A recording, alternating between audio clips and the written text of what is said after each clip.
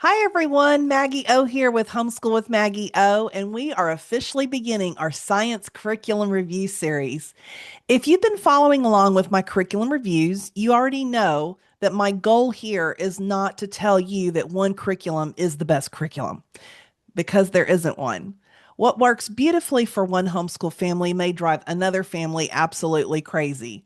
So, throughout this science series, we're going to look at these programs through the same curriculum fit lens we've used for the math and the language arts. We're going to look at things like the teaching approach, the amount of parental involvement, whether it's hands-on or textbook based, how independent your child can be, the grade levels, the worldview, what you're actually purchasing, and ultimately what type of learner and homeschool family I think it may be the best fit for. And we're starting with a very popular homeschool option, the good and the beautiful science. So let's get there. We're going to go directly to the site, and I'm going to share my screen. Let's get here. Sorry, you know how they all pop up technology. They're always asking you for something. So here we are on the Good and the Beautiful site. I was looking through here a minute ago, so let me get to the first part of it here for you. Sorry about that. So here we are. We're on the science. So let's start right here. The first thing I want you to understand about the Good and the Beautiful science um, is that this is not just simply one science curriculum that you purchase year after year. There are actually several different levels and formats. And if we come down here, we're going to see that their family unit style here. These are unit studies, and they're designed primarily for grades 3 through 8, and they're family style. You've heard me mention that style before. And right now, they have 19 different units to choose from. So you'll see everything from arthropods to birds to botany to chemistry, ecosystems, geology, marine biology. Um, you know, they have a whole smattering of different types of topics and space science, weather and water, wonders of energy, and several others. And one thing I really like here is the flexibility. You don't necessarily have to say, my child is in fifth grade. Therefore, I have to buy fifth grade science. So that's kind of cool. It's more like by the topics. And I like that. These units are designed to be taught family style, meaning that if you have several children, and you're teaching to multiple age children within this age range, they can study the same science topics together, which is really cool. Um, so let's look at some of these here. We'll scroll down a little bit more. And here are your, like this one was the first one in that unit, is arthropods. The company does recommend completing approximately 3 to 5 science units during a school year. And most of these units average about 12 to 14 lessons. And the units generally can be completed in whatever order works for your family. There's something I think can be and that's something that I do believe can be, appealing if you have children who have become really interested in a particular subject. Maybe they're fascinated by marine life, and maybe they're obsessed with dinosaurs. Maybe they love space. You have some freedom to build um, your science year round, those interests rather than following one prescribed sequence. There are a few instances where completing one unit first can be helpful. For example, the company recommends kingdoms and classification before botany and mammals. So I would still look at their recommendations um, and see what they're telling you, because sometimes there's a prerequisite that goes to that next, that you need to have that so that the next one makes sense to your learners. So go ahead and make sure that you're looking through those. And then here I want to scroll down here. See, there's just a whole look at them all by. These are family style, all family style, and just lots of, like I said, like 19 different topical areas. And really robust for this age, I think, and fun. Makes it fun. But I wanted to right here, here it is, right here for science for the little hearts and hands. Um, if you have younger children, this is the area for them. And these courses are specifically designed for preschool through second grade. And currently, you'll see bones and stones, fields and flowers, nests and burrows, winds and waves, and sparks and stars. The company says these can also be taught in any order. Each course includes a parent guide with hands on activities and discussion questions, along with either a big book or science stories. Now, younger children can participate along with older siblings in the family styles that we were looking at for grades 3 through 8. But there isn't a K through 2 student journal for those older units. Instead, some units have corresponding science activity books that younger siblings can use alongside the family. You could even, print something off in the other one and let them have a page and make a binder of their own. Really, you could do it that way too. So that's an important distinction, though, that I wanted to make sure if you're trying to combine several ages. And now I want to come over here to this other tab. This is their marine biology, their quick start page. And let me show you one actual unit because this will help make the structure much easier to understand. And so I'm going to use this marine biology as our example. And for the family, you will get one course book. This book serves the entire family. And then each student has an age appropriate journal. This one is for ages 3 through 6, and this one is for grades 7 through 8. And notice it stops at 8, and we'll talk about that here in just a minute. Um, that's how they're able to teach this family style while you can still be adjusting some of the work for different ages. So you just need one book, one course book, and then the journal appropriately aged. And again, if you have the younger, like, pre-K to 2, you could print some of the pages out of here, I would say, and just make it appropriate for the little ones. And I always encourage you to do exactly what I'm doing right now. Before you purchase curriculum, we're going to look at the sample. Don't just look at a beautiful cover. Open, open those sample pages and ask yourself, can I actually see myself teaching this? Can I see my child engaging with this? Does this look like too much or not enough? Because that's much more important than whether somebody on Facebook tells you that they just love this. So let's kind of look through here. I wanted to come up and see. We're going to open this. And so it takes you to this page. You can see your pricing is right here, and that's for the workbook. And then you get the journals like we were talking about.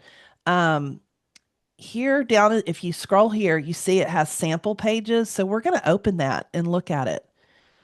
And so that's the cover. I'm going to kind of reduce this a little bit. Well, I think it should be bigger so you can see it clearly. You have your table of contents, and this is the information on the unit, your read alouds, lesson extensions, supplies needed. This is a great um, option that they give you. That's important. Vocabulary. So you can go through these pages and just read through them, look at them, and see, does this seem like it is nice and colorful? It's pleasant on the eye. It's not too stark. And I could see kids really enjoying this program right here. So let's go back and I want to see, let's open now Sea Marine Unit Studies. We already did that. And I'm going to see all. And then you can go into other unit studies also with this tab here, which is kind of nice. And then let's click on this. And I want to see the sample pages of the journal. Um, this is for the grades 7 through 8. Again, really pleasing on the eye, easy to read. But see how this is so nice. And then there's your extension. and then some activities in here, but it's their journal. It's their specific journal for each child. So, and again, you could even for the younger ones just buy their own journal and just make it age specific to them, like I was saying. So that's kind of cool. I like that. Let's go back here.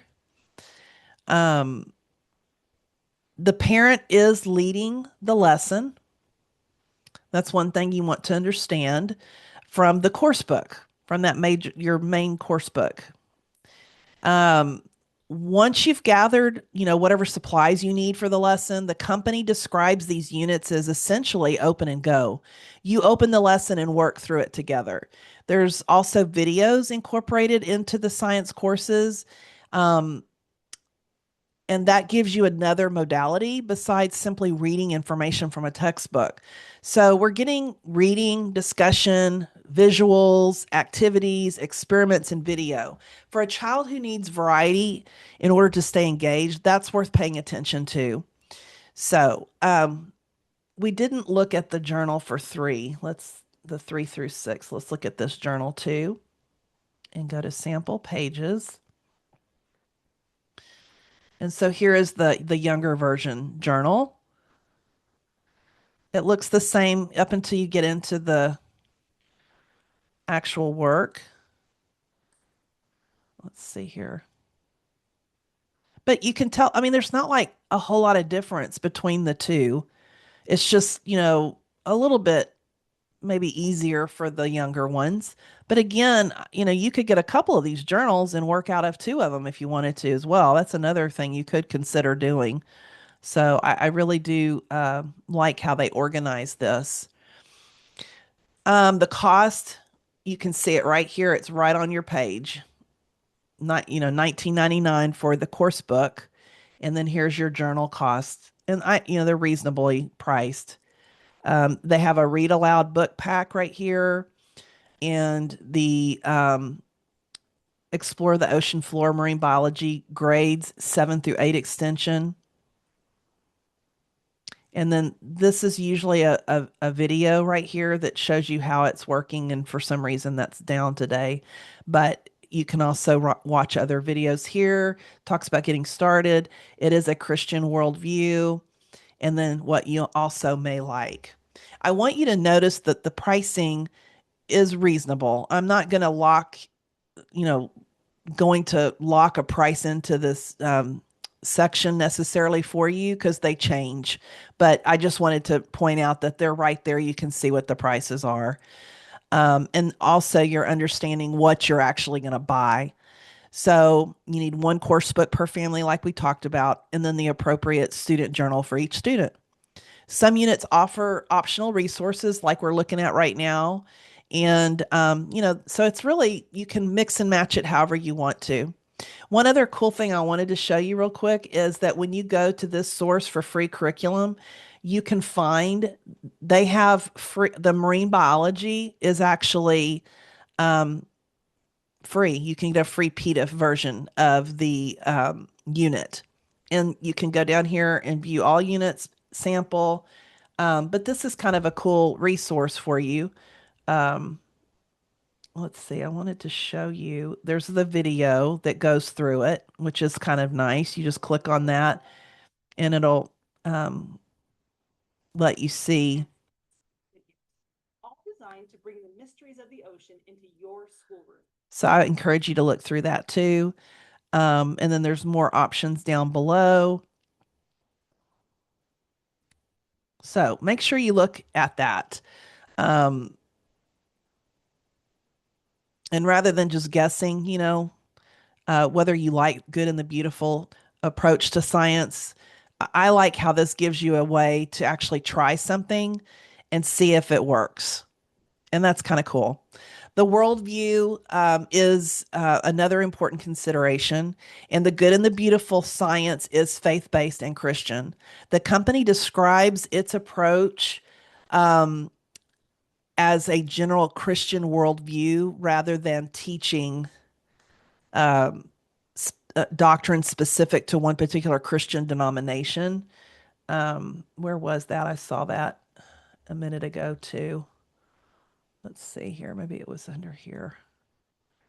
Those are reviews. You can read through those. Anyway, but you really want to go through this site thoroughly and take advantage of anything that's free that you can. And again, if worldview is an important factor in your curriculum decisions, and for many homeschool families, it absolutely is, I would spend some time looking through their samples to make sure that their approach aligns with what you want taught in your home. Now, when it comes to high school, I said I was going to mention that here. Most we talked about this, that this is their and here's some free resources below here too, but they have a FAQ section, and these are the grades 3 through 8. Those are the units.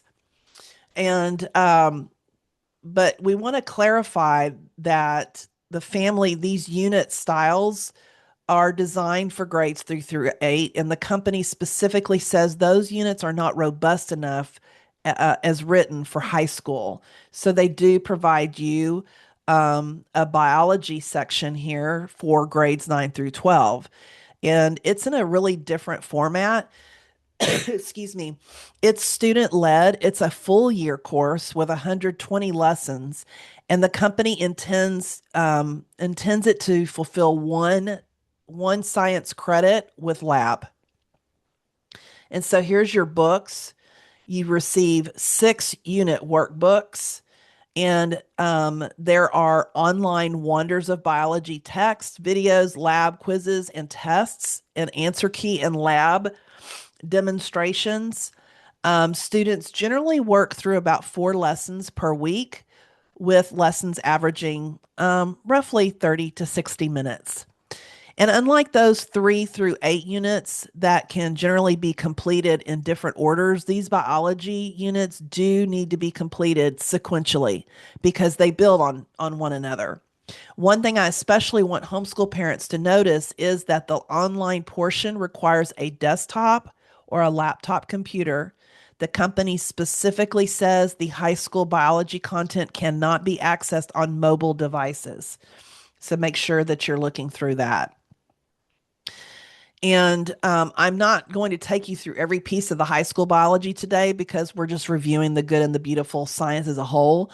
But I wanted you to see that there is now a legitimate high school option rather than assuming that you can simply stretch one of the middle school unit studies into high school. So we can stop sharing now. So let's put all of this, let's put the good and the beautiful through my curriculum fit lens, just like we've done for the language arts and the math. For teaching approach, this is a highly visual, literature rich, discussion oriented, and hands on, particularly in grades 3 through 8 unit studies. The parental involvement for those families, for those family style units, I would call this moderate to high parent involvement. This isn't a curriculum where you're handing your third grader a book and says, and telling them to go do the science. This is not that.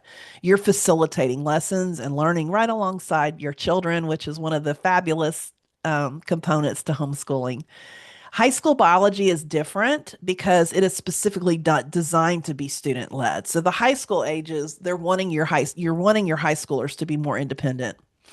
As far as learning style fit, I think this could be especially appealing for visual learners when we were looking at those pages. Children who enjoy hands-on activities, which I would say that science is one of those subjects anyway, that's great for hands-on because of the experiments and activities, and children who learn through discussion, and families who enjoy learning together. If your child hates sitting with a traditional science textbook and answering questions at the end of a chapter, this is certainly a different experience. And as far as your homeschool philosophy fit, I see this fitting especially well with families who enjoy eclectic homeschooling, family style learning, unit studies, and some Charlotte Mason inspired elements. A very traditional textbook family may find the younger courses less conventional, and for preparation, I would call this fairly open and go once you have your supplies gathered. Um, and that's the caveat. Anytime science includes experiments and hands on activities, I recommend looking ahead. There is nothing worse than getting everybody excited about an experiment and realizing you needed something you don't have in your kitchen. Take that from me, experience. The worldview, as I mentioned earlier, is Christian. So that may be a significant strength for one family and a reason another family chooses something different. Neither answer is wrong. We're looking for fit. Who I think this fits best, I think that the good and the beautiful science is especially worth considering if you want to teach several children science together in a family style. You want beautiful, engaging materials. Your children enjoy hands on learning and experiments.